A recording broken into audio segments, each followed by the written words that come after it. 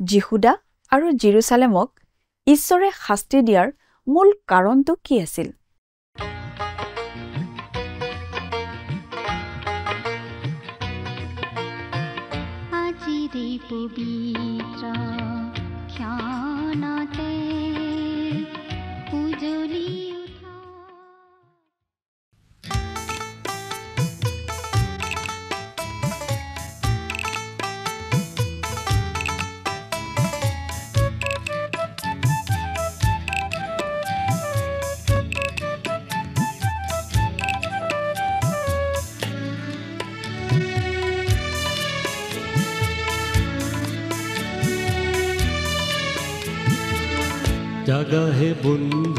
জাগা হে বন্ধু কলা ঘুমতিৰি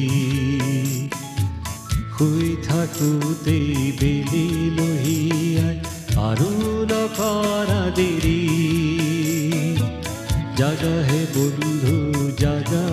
বন্ধু কলা ঘুমতিৰি শুই থাকোঁতেই বেলি লহিয়াই আৰু নকৰা দেৰি পুনাহে আজি শুভ বাতৰি হৃদয় শান্ত কৰা সৰগৰ দুৱাৰ হ'ল মুকলি দুনয়ন ভৰি চোৱা পুনাহে আজি শুভ বাতৰি হৃদয় শান্ত কৰা সৰগৰ দুৱাৰ হ'ল মুকলি দুনয়ন ভৰি চোৱা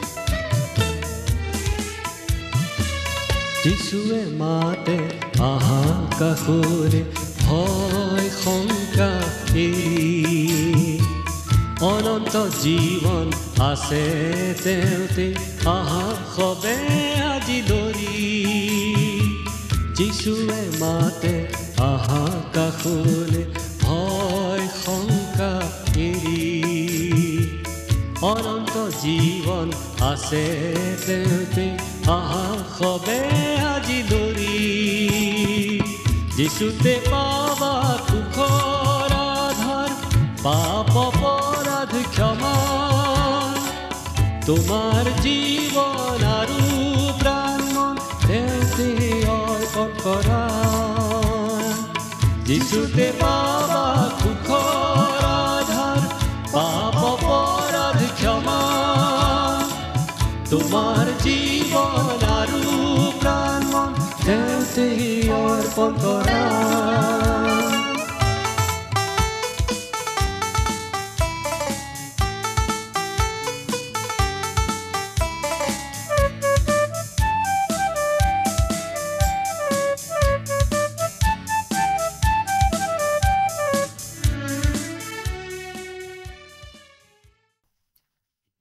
নমস্কাৰ আমাৰ ভক্তিবচন অনুষ্ঠানলৈ আপোনাক স্বাগতম জনাইছো খ্ৰীষ্টীয় বিশ্বাসী লোকসকলৰ বাবে বিশেষভাৱে প্ৰস্তুত কৰা এই ভক্তিবচন অনুষ্ঠানটো হৈছে বাইবেল অধ্যয়নৰ ধাৰাবাহিক অসমীয়া অনুষ্ঠান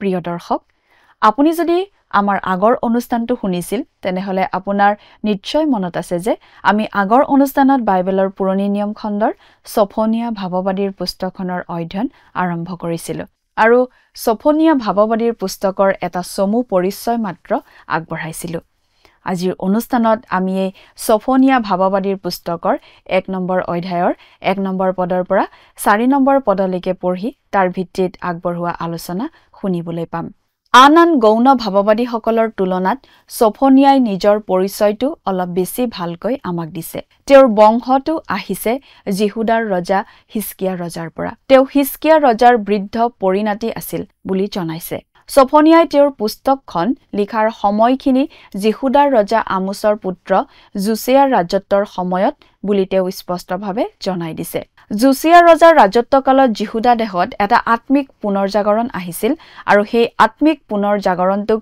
বিশেষভাৱে গতি প্ৰদান কৰাৰ কৃতিত্ব ছফনিয়া ভাৱবাদীকে দিয়া হয়। ছফনিয়াৰ সৰু ভাৱবাণীৰ পুস্তকখনে ঈশ্বৰৰ প্ৰেমৰ অন্ধকাৰ দিশটো উপস্থাপন কৰিছে।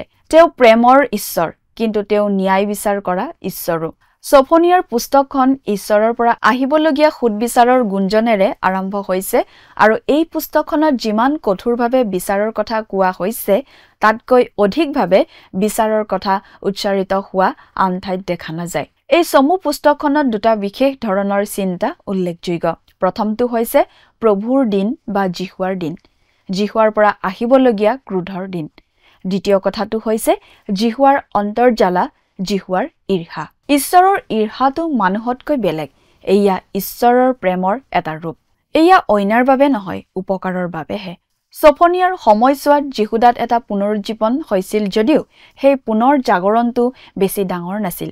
সেই পুনৰ জাগৰণটো বেছি দিন নাথাকিল, কিন্তু মানুহবোৰৰ মাজত পুনৰ জাগৰণ এটা হৈছিল। ছফনিয়াই দুষ্ট ৰজা অম্মুন আৰু ভয়ংকৰ ৰজাৰ মনচিৰ ৰাজত্বৰ বিষয়ে কিছু জানিছিল। তেওঁ দেখিবলৈ পাইছিল যে তেওঁৰ জাতি আৰু তেওঁৰ লোকসকলৰ ওপৰলৈ ঈশ্বৰৰ পৰা সুদবিচাৰ দণ্ড আহি আছে। সেয়েহে ছফনিয়াৰ বাৰ্তাটো অতি কঠোৰ বুলি আমি বুজি পাওঁ। অতি শক্তিশালী ভাষাৰে ঈশ্বৰে কৈছিল যে দেশখন তেওঁ বিচাৰ কৰাৰ মনস্থ কৰিছে আৰু যেতিয়া তেওঁ বিচাৰ কৰিব তেতিয়া তেওঁ একেবাৰে সাৰিমচি পৰিষ্কাৰ কৰাৰ দৰে উচ্ছন্ন কৰি পেলাব। প্ৰিয় দৰ্শক, কথাবোৰ অধিক বহলাই চাবলৈ আহকচোন। এতিয়া আমি মূল আলোচনাটোৰ মাজলৈ আগবাঢ়ি যাওঁ। আমাৰ পৰম পবিত্ৰ প্ৰভু যীশুখ্ৰীষ্টৰ নামত নমস্কাৰ। প্ৰিয় শ্ৰোতা, আপোনাৰ ভালনে বাৰু? আশা কৰোঁ মহান পিতা পৰমেশ্বৰৰ মহান অনুগ্ৰহত আপুনি ভালে কুশলে আছে।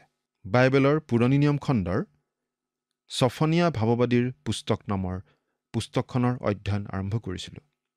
যোৱা অনুষ্ঠানত আমি আচলতে এই ছফনিয়া ভাৱবাদীৰ পুস্তকখনৰ চমু পৰিচয় এটা আগবঢ়াইছিলোঁ, নহয়নে বাৰু? আজিৰ অনুষ্ঠানত আমি এই ছফনিয়া পুস্তকৰ 1 নম্বৰ অধ্যায়ৰ 1 নম্বৰ পদৰ পৰা আমাৰ আলোচনা আগবঢ়াই নিম। এই ছফনিয়া পুস্তকখন হৈছে এখন ভাৱবাণীমূলক পুস্তক।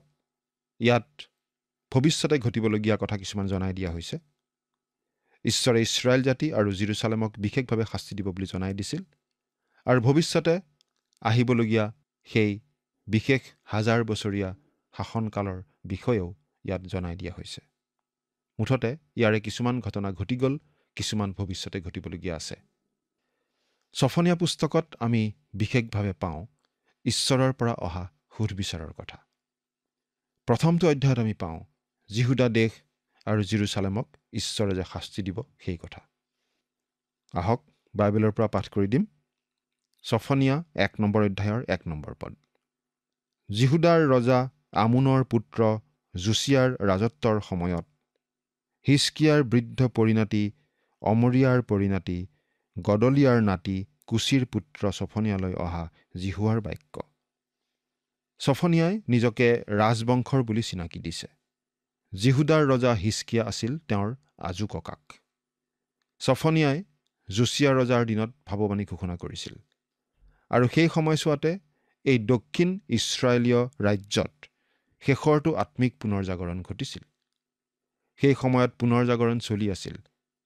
খুব ডাঙৰ নাছিল অৱশ্যে, আৰু এই পুনৰজাগৰণ বৰ বেছি দিনো চলা নাছিল, কিন্তু এটা পুনৰজাগৰণ ঘটিছিল। ছফনিয়াই আমোন নামৰ মন্দ ৰজা এজনৰ শাসনকালৰ সোৱাদো অলপ পাইছিল আৰু মনচি নামৰ এজন ভয়ানক ৰজাৰ সোৱাদো তেওঁ পাবলগীয়া হৈছিল। তেওঁৰ দেশখনলৈ আৰু তেওঁৰ জাতিটোৰ ওপৰলৈ সুদবিচাৰ আৰু দণ্ড নামি আহিব ধৰা তেওঁ দেখিছিল আৰু সেই বাৰ্তা তেওঁ জনাইছিল। তেওঁৰ বাৰ্তা অতি কঠোৰ ভাষাৰ। 1 নম্বৰ অধ্যায়ৰ 2 নম্বৰ পদ পাঠ কৰি দিম, শুনিবচোন। জিহুৱাই কৈছে, মই পৃথিৱীৰ পৰা সকলোকে নিঃশেষে সংহাৰ কৰিম। এইটো নিশ্চয় অতি চোকা ভাষা। ঈশ্বৰে কৈছে, মই সুধবিচাৰ কৰিবলৈ ওলাইছোঁ আৰু যেতিয়া মই সুধবিচাৰ কৰিম তেতিয়া দেশখন একেবাৰে চাচি পেলাম। ময়লা চফা কৰা যন্ত্ৰ এটা গোটেই দেশখনৰ ওপৰেৰে চলি যোৱা যেন লাগিব। তোমালোকে খোৱা থাল এখন যেনেকৈ মচি চাফা কৰা, তেনেকৈ ময়ো দেশখন চাফা কৰি পেলাম, একো নোহোৱা কৰি পেলাম। এই ভাৱবাণীটোৰ অধিক ভিতৰলৈ সোমাই গ'লে আমি দেখিবলৈ পাম যে এই সুদবিচাৰটো কেৱল ইছৰাইল দেশখনতেই আবদ্ধ নাথাকে। ইয়াত আচলতে বিশ্বজোৰা ধ্বংসকাৰ্য এটাৰ কথা কোৱা হৈছে। প্ৰকাশিত বাক্য পুস্তকে এই কথাটো আমাক ভালদৰে জনাই দিয়ে। আৰু এই সুদবিচাৰৰ সময়খিনি ভৱিষ্যতে আহিবলগীয়া সেই মহাক্লেশৰ সময়ৰ লগত মিলাই দিয়ে। সেই সময়ছোৱাত এই পৃথিৱীখন একেবাৰে টকলা যেন হৈ পৰিব, ইয়াৰ ওপৰলৈ নামি অহা ঐশ্বৰিক সুদবিচাৰ দণ্ডৰ ফলস্বৰূপে। এনে ঘটিব ঈশ্বৰে 1000 বছৰীয়া ৰাজত্ব স্থাপন কৰি পৃথিৱীখন নতুন কৰাৰ আগে আগে। 3 নম্বৰ পদটো পঢ়িম। মই মানুহ আৰু জন্তুক সংহাৰ কৰিম। মই আকাশৰ পক্ষী, সমুদ্ৰৰ মাছ আৰু দুষ্টবোৰে সৈতে উজুটি খোৱা মূঢ়াবোৰ সংহাৰ কৰিম। হয়, জিহুৱাই কৈছে, মই পৃথিৱীৰ পৰা মানুহক উচ্ছন্ন কৰিম। মই মানুহ আৰু জন্তুক সংহাৰ কৰিম। এই সুদবিচাৰ সকলো জীৱন্ত প্ৰাণীৰ ওপৰলৈকে আহিব। ইছৰাইল দেশত গালিল সাগৰৰ পাৰত এটা চিৰিয়াখানা স্থাপিত হৈছে। তাত তেওঁলোকে বাইবেলৰ সময়ত পৃথিৱীত থকা বিভিন্ন জীৱ জন্তুবিলাক সংৰক্ষণ কৰি ৰাখিব ধৰিছে। যিমানেই জনসংখ্যা বৃদ্ধি পায়, সিমানেই পৃথিৱীৰ বুকুৰ পৰা কিছুমান জীৱ জন্তু লুপ্ত হৈ গৈ থাকে। সেইবাবেই এনেদৰে সংৰক্ষণ কৰিব বিচৰা হৈছে। ঈশ্বৰে কৈছে যে যেতিয়া তেওঁ দেশখনৰ সুদবিচাৰ কৰিব, তেতিয়া তেনেকুৱাই হ'ব। বহুতো প্ৰজাতি, আচলতে সকলোবিলাক সেই সময়ত বিলুপ্ত হৈ পৰিব। সেই সুদবিচাৰ সঁচাকৈয়ে অতি কঠোৰ হ'ব। 4 নম্বৰ পদ। আৰু মই জিহুদাৰ আৰু জেৰুচালেম নিবাসীবিলাকৰ বিৰুদ্ধে মোৰ হাত মেলিম, আৰু এই ঠাইৰ পৰা বালৰ অৱশিষ্ট ভাগ আৰু পুৰোহিতবোৰে সৈতে দেৱ-দেৱীৰ পুৰোহিতবোৰৰ নাম লুপ্ত কৰিম। আৰু মই জিহুদাৰ আৰু জেৰুচালেম নিবাসীবিলাকৰ বিৰুদ্ধে মোৰ হাত মেলিম। ঈশ্বৰে এতিয়া এই কথা অতি পৰিষ্কাৰ কৰি দিছে যে জিহুদা আৰু জেৰুচালেমক সেই সুদবিচাৰৰ বাবে বিশেষভাৱে বাছি লোৱা হৈছে। আৰু এই ঠাইৰ পৰা বালৰ অৱশিষ্ট ভাগ লুপ্ত কৰিম। জিহুদা দেশলৈ কি কাৰণে ঈশ্বৰৰ সুদবিচাৰ দণ্ড নামি আহিছিল, সেই কথা এতিয়া অতি স্পষ্টভাৱে ঈশ্বৰে জনাই দিয়া আমি দেখিবলৈ পাইছোঁ। সেই কাৰণটো হৈছে তেওঁলোক প্ৰতিমা পূজাত লিপ্ত হৈছিল। হবকুকৰ পুস্তকত ঈশ্বৰে 5টা দুখ যন্ত্ৰণা লোকবিলাকৰ ওপৰলৈ নমাই আনিব বুলি জনাইছিল, তেওঁলোকৰ মাজত চলি থকা কিছুমান বিশেষ পাপৰ কাৰণে। আৰু সেই পাপবোৰৰ মাজৰ শেষৰটো হৈছে প্ৰতিমা পূজা, আৰু সেইটো আছিল শেষৰটো দুখ যন্ত্ৰণা। কিন্তু ইয়াত ছফনিয়াই গোটেই কথাখিনি চমুৱাই এটা বিষয়তেই আবদ্ধ ৰাখিছে। সেইটো হৈছে প্ৰতিমা পূজা, অৰ্থাৎ ভুৱা ধৰ্মবিশ্বাস। বিচাৰকৰ্তাবিলাকৰ পুস্তকৰ পৰা আৰম্ভ কৰি বাইবেল শাস্ত্ৰত আমি মানৱৰ শাসন ব্যৱস্থাৰ নীতি পাওঁ, আৰু সেই নীতি ঈশ্বৰৰ লোকবিলাকৰ ক্ষেত্ৰত খাটিছিল, আৰু সেইটো সকলো দেশ তথা জাতিবিলাকৰ ক্ষেত্ৰতেই প্ৰযোজ্য হৈ থাকে। এটা জাতিৰ অধঃপতনৰ প্ৰথম খোজটো হৈছে ধৰ্মীয় বিশ্বাসভ্ৰষ্টতা, জীৱন্ত আৰু প্ৰকৃত ঈশ্বৰৰ পৰা ঘূৰি যোৱা অৱস্থা এটা। অধঃপতনৰ দ্বিতীয়টো খোজ হৈছে নৈতিক অৱক্ষয়, আৰু অধঃপতনৰ তৃতীয়টো খোজ কি জানেনে? তৃতীয়টো খোজ হৈছে ৰাজনৈতিক অৰাজকতা। অৰ্থাৎ অধঃপতনৰ এই তিনিটাই খোজ এটাৰ পৰা আনটো পৰ্যায়লৈ গৈ জাতি এটা ধ্বংস হয়। প্ৰথমটো খোজ হৈছে ধৰ্মীয় বিশ্বাসভ্ৰষ্টতা। আজি আমাৰ বহুতো মানুহে ভাবে যে আমাৰ দেশ তথা সমাজৰ বৰমূৰীয়াবিলাকেই আমাৰ সমস্যাৰ মূল কাৰণ। কিন্তু আমি হ'লে সেইটো আমাৰ মূল কাৰণ বুলি নাভাবোঁ। কিছুমান লোকে আকৌ ভাবে, যদি আমি মানুহবিলাক সংস্কাৰিত কৰিব পাৰিলোহেঁতেন, যদি মানুহবিলাকক ভাল আচৰণ কৰিবলৈ বাধ্য কৰিব পাৰিলোহেঁতেন, হিংস্ৰ নহ'বলৈ, চুৰ নকৰিবলৈ বাধ্য কৰিবলৈ পাৰিলোহেঁতেন, যদিহে আমি আমাৰ নৈতিক মানদণ্ড উন্নত কৰিব পাৰিলোহেঁতেন, তেনেহ'লে আমাৰ সমস্যাৰ সমাধান হৈ গ'লহেঁতেন, এই বুলি বহুতে ভাবে। আমি ভাবোঁ সেইটো আচলতে আমাৰ মূল সমস্যা নহয়। অতি খোলাখুলিকৈ আমি এই বুলি ক'ব পাৰোঁ যে আমাৰ আচলতে মূল সমস্যাটো হৈছে বিশ্বাসভ্ৰষ্টতা আৰু অবিশ্বাস। সমস্যাটো আচলতে মানুহত আছে। খ্ৰীষ্টীয় মণ্ডলীয়েও ঈশ্বৰৰ বাৰ্তা দিয়াত ব্যৰ্থ হোৱা বুলি আমি ক'ব পাৰোঁ। অৱশ্যে সকলো খ্ৰীষ্টীয় মণ্ডলীৰ কথা আমি ক'ব খোজা নাই। বাইবেলৰ কথা নিভাঁজভাৱে কোৱা আৰু শিকোৱা বহুতো মণ্ডলী নিশ্চয় আছে, আৰু ঈশ্বৰৰ বাক্যৰ হকে থিয় দিয়া দৃঢ় বিশ্বাসী পালক বহুতো আছে, সেই কথাত নিশ্চয় সন্দেহ নাই। কিন্তু সাধাৰণভাৱে চাবলৈ গ'লে বহুতো ডাঙৰ ডাঙৰ দলে সামূহিকভাৱে বিশ্বাসৰ পৰা আঁতৰি গৈছে। তেওঁলোক এনে এটা অৱস্থালৈ আহিছে যে জাতিটোক প্ৰভাৱশীল বাৰ্তা এটা দিয়াৰ ক্ষমতা তেওঁলোকৰ নোহোৱা হৈ পৰিছে। তদুপৰি ব্যক্তিগত হিচাপেও বহুতো লোক বিশ্বাসভ্ৰষ্টতাত ভুগিছে। ফলস্বৰূপে এই বিশ্বাসহীনতা আৰু বিশ্বাসভ্ৰষ্টতাই নৈতিক অৱক্ষয় আৰু ৰাজনৈতিক উচ্ছৃংখলতা আদিৰ জন্ম দিছে। আপুনি হয়তো ভাবিব পাৰে, এয়া পুৰণিকলীয়া ধৰ্মভীৰু মানুহে কোৱা কথা, কিন্তু এয়েই সঁচা কথা। কিছু বছৰ আগতে পশ্চিমীয়া দেশ এখনৰ এখন ডাঙৰ মহানগৰৰ পৰা প্ৰকাশিত বাতৰি কাকতৰ সম্পাদকীয়ত কোনো ধৰণৰ আত্মিক বাৰ্তা দিয়াত খ্ৰীষ্টীয় মণ্ডলী ব্যৰ্থ হোৱা বুলি কৈ এনেদৰে সামৰণি মাৰিছিল: খ্ৰীষ্টীয় ধৰ্মৰ নামত খ্ৰীষ্টক অৱহেলা কৰা কাৰ্যটোৱেই আমাৰ সমাজত খুলি খুলি খোৱা নৈতিক আৰু আত্মিক ৰোগৰ এটা প্ৰধান কাৰণ। দুখ লগা কথা এইয়ে যে মণ্ডলীয়ে আৰু আজিকালি জাতীয় চৰিত্ৰ গঢ়াত প্ৰভাৱ নেপেলায়। মানুহে আজিকালি উপাসনা সেৱা এটাত যোগ দিয়াৰ এটা স্বভাৱগত হেঁপাহৰ বাবেহে গীৰ্জালৈ যায়। শিক্ষকসকলৰ পৰা কিবা আত্মিক নিৰ্দেশনা পাবলৈ আশা কৰি নাযায়। এই কথাখিনি খ্ৰীষ্টীয় মণ্ডলীক লাজ দিয়া কথা। এই অভিযোগ আচলতে গোটেই পৃথিৱীৰ খ্ৰীষ্টীয় মণ্ডলীৰ ক্ষেত্ৰতেই খাটে বুলি ক'ব পাৰি। গিবন নামৰ ইতিহাসবিদ এজনে এই মত প্ৰকাশ কৰিছিল যে ৰোমৰ অধঃপতনৰ মূল কাৰণ আছিল 5টা। প্ৰথম কাৰণটো হৈছে পৰিয়ালৰ সন্মান আৰু পবিত্ৰতাৰ প্ৰতি অৱহেলা, যি পৰিয়াল মানৱ সমাজৰ মূল ভেটি। দ্বিতীয় কাৰণটো হৈছে ক্ৰমাৎ বাঢ়ি গৈ থকা কৰৰ বোজা, জনগণৰ বাবে বিনামূলীয়া ৰুটি আৰু আমোদ প্ৰমোদৰ বাবে ৰাজহুৱা ধনৰ অপচয়। তৃতীয় কাৰণটো আছিল ভোগবিলাসৰ বাবে পাগলৰ নিচিনা হাবিয়াস। খেল ধেমালিবিলাক প্ৰতি বছৰে অধিক উপভোগ্য, অধিক নিষ্ঠুৰ আৰু অধিক অনৈতিক হৈ পৰিছিল। চতুৰ্থতে অতি বিশাল অস্ত্ৰ ভাণ্ডাৰ গঢ়াত মনোনিৱেশ, কিন্তু আচল শত্ৰু ঘৰতে বহি আছিল: ব্যক্তিগত দায়িত্বৰ অৱক্ষয়। 5 নম্বৰ কাৰণটো ধৰ্ম ব্যৱস্থাৰ অৱক্ষয়। কেৱল এটা ঠাঁচত পৰিণত হৈছিল, জীৱনৰ সৈতে সংস্পৰ্শ নোহোৱা হৈছিল, আৰু মানুহক দিক নিৰ্দেশনা দিয়াৰ শক্তি নোহোৱা হৈ গৈছিল।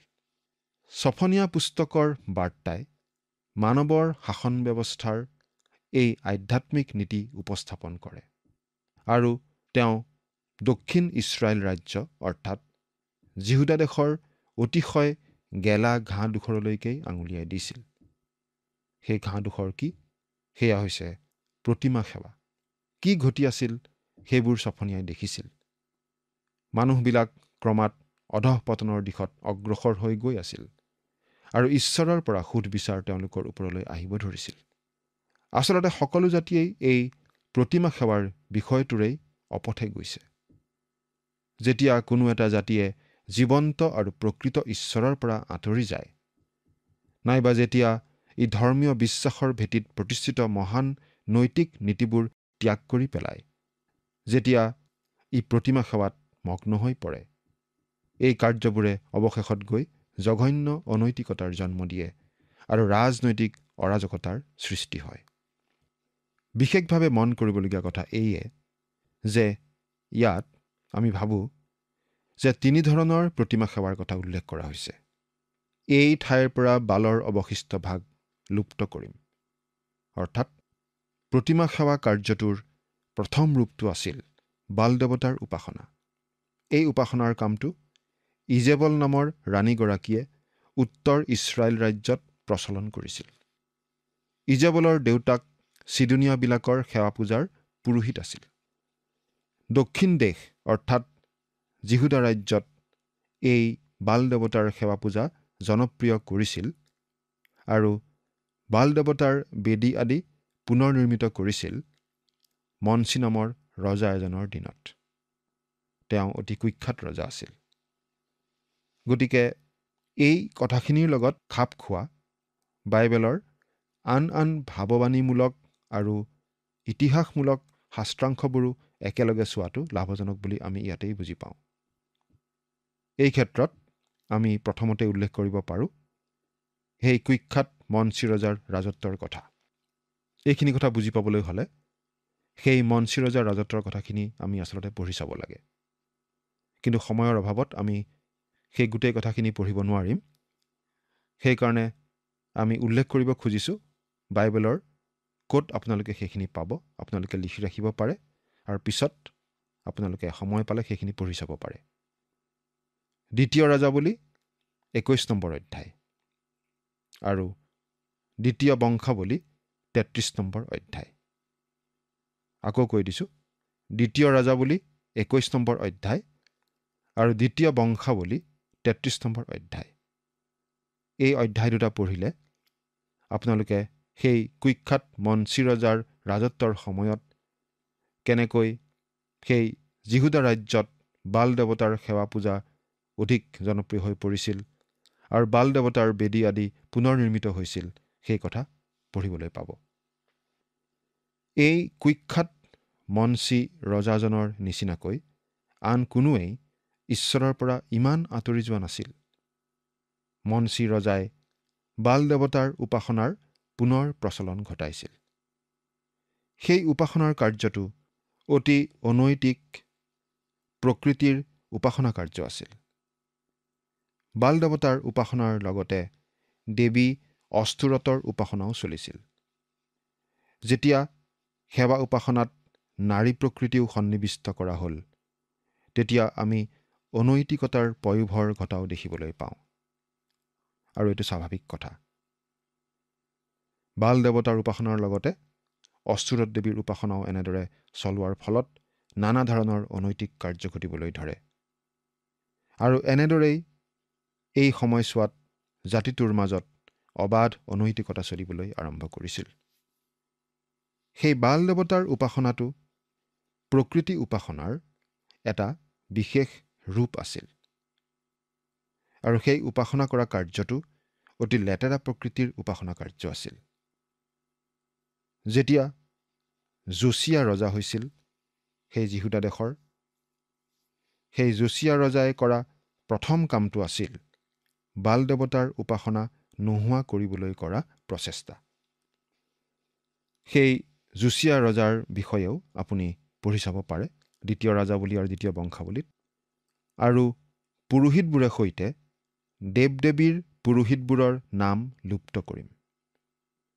দেৱ দেৱীৰ পুৰোহিত বুলি যে কোৱা হৈছে, তেওঁলোক আচলতে ক'লা পুৰোহিত আছিল। অৰ্থাৎ তেওঁলোকে ক'লা পোছাক পৰিধান কৰিছিল। এটা কথা আমি মন কৰা উচিত যে আজিকালি শয়তানৰ উপাসনা কৰা পুৰোহিতবিলাকেও ক'লা সাজ পৰিধান কৰা কথাটো বিশেষভাৱে মন কৰিবলগীয়া।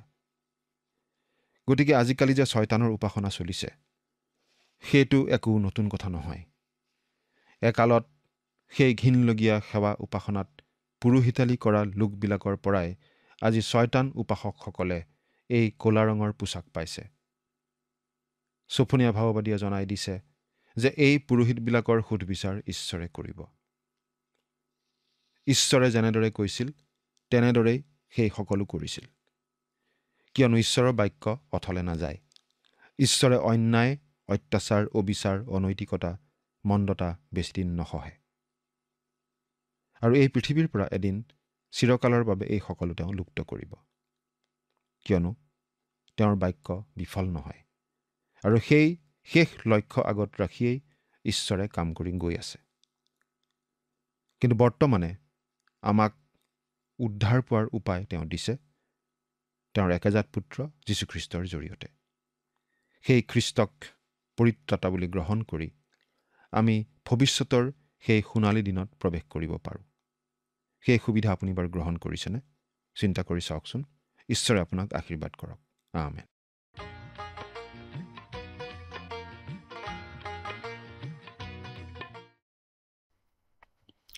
যিহুদা দেশৰ ওপৰলৈ জেৰুজালেম নগৰৰ ওপৰলৈ ঈশ্বৰৰ পৰা যি শাস্তি আহিব বুলি জনাই দিছিল তেওঁলোকলৈ সেই শাস্তি অহাৰ মূল কাৰণটো ঈশ্বৰে জনাই দিছে তেওঁলোকে ঈশ্বৰলৈ পিঠি দি আন ধৰণৰ সেৱা উপাসনাত ৰত হৈছিল ঈশ্বৰে যি উপাসনা নিষেধ কৰিছিল তেওঁলোকে তেনেকুৱা ধৰণৰ উপাসনাতহে মন দিছিল অৰ্থাৎ তেওঁলোকে ঈশ্বৰক অবজ্ঞা কৰি ভুৱা কথাবোৰক উপাসনা কৰিছিল আৰু সেইটোৱেই মূল কাৰণ আছিল হবকুক ভাৱবাদীও যিহুদাৰ ওপৰলৈ ঈশ্বৰৰ পৰা আহিব ধৰা শাস্তিৰ 5টা কাৰণ উল্লেখ কৰিছে কিন্তু সফনিয়াই এই ভুৱা উপাসনাটোৱেই মূল কাৰণ বুলি উল্লেখ কৰিছে প্ৰিয় দৰ্শক আজিলৈ আমাৰ অনুষ্ঠানটো ইমানতে সামৰণি মাৰিব খুজিছো পৰৱৰ্তী অনুষ্ঠানত আপোনালোকক পুনৰ লগ পোৱাৰ আশা ৰাখিছো সামৰণি মৰাৰ আগতে আহকচোন আমি খন্তেক প্ৰাৰ্থনাত মূৰ্ণত কৰো হওক স্বৰ্গত থকা অতি মৰমীয়াল দয়ালু পিতৃ ঈশ্বৰ ধন্য হওক প্ৰভু তোমাৰ নাম দয়ালু মৰমীয়াল পিতৃ ঈশ্বৰ এসময়তে প্ৰাৰ্থনা কৰিছো প্ৰতিজন দৰ্শকসকলৰ বাবে প্ৰভু তোমাৰ বাক্য অধ্যয়নৰ যোগেদি তেওঁলোকে যাতে নিজৰ জীৱনটোক প্ৰভু শুধৰণি কৰিব পাৰে আৰু বিশেষকৈ পিতৃ হয়তো প্ৰতিজনৰ জীৱনত অনেক সমস্যাবিলাক থাকিব পাৰে কিন্তু প্ৰভু তেওঁলোকে হয়তো তোমাৰ চৰণত কবলৈ প্ৰভু তেওঁলোকে আহ্বান কৰিব পাৰে কিন্তু প্ৰভু তেওঁলোকক তুমি তোমাৰ বাক্যৰ দ্বাৰাই তেওঁলোকক উদুগুৱা তেওঁলোকৰ জীৱনত প্ৰভু তুমি কথা কোৱা যাতে প্ৰভু তেওঁলোকৰ জীৱনৰ প্ৰত্যেক সমস্যাৰ সমাধান তেওঁলোকে যাতে পাবলৈ প্ৰভু তোমাৰ চৰণত ওচৰ চাপিব পাৰে আৰু তুমিহে যে সেই সকলো সমস্যাৰ সমাধান প্ৰভু দিওঁতা হয় তাক যাতে বুজিব পাৰে তেনে আশীৰ্বাদ প্ৰভু তুমি তেওঁলোকৰ জীৱনত দান কৰিবা এই সকলো যাচনা মহান ত্ৰাণকৰ্তা প্ৰভু যীশু খ্ৰীষ্টৰ নামত অৰ্পণ কৰিছো আমেন প্ৰিয় দৰ্শক যোৱা অনুষ্ঠানৰ প্ৰশ্নটোৰ শুদ্ধ উত্তৰটো হৈছে অপশ্যন বি প্ৰেমৰ আজিৰ অনুষ্ঠানৰ ওপৰত আধাৰিত প্ৰশ্নটো হৈছে সফনিয়া ভাৱবাদী কাৰ পুত্ৰ আছিল option A Hezekiah option B Gedaliah option C Amariah option D Cushi প্ৰিয় দৰ্শক আজিৰ প্ৰশ্নৰ সঠিক উত্তৰটো আজি সন্ধিয়া 6 বজাৰ আগেয়ে আপোনাৰ নাম আৰু সম্পূৰ্ণ ঠিকনাৰে সৈতে আমালৈ 7429840242 নম্বৰত SMS নাইবা WhatsApp যোগে প্ৰেৰণ কৰক প্ৰিয় দৰ্শক আপুনি যদি আমাৰ এই অনুষ্ঠানৰ যোগেদি আশীৰ্বাদপ্ৰাপ্ত হৈছে আৰু আমাৰ লগত কথা পাতিবলৈ বিচাৰিছে বা আপোনাক প্ৰাৰ্থনাৰ সহায় পৰামৰ্শ লাগে তেন্তে আমালৈ 7429840242 এই নম্বৰত পোনপটীয়াকৈ ফোন কৰিব পাৰিব ধন্যবাদ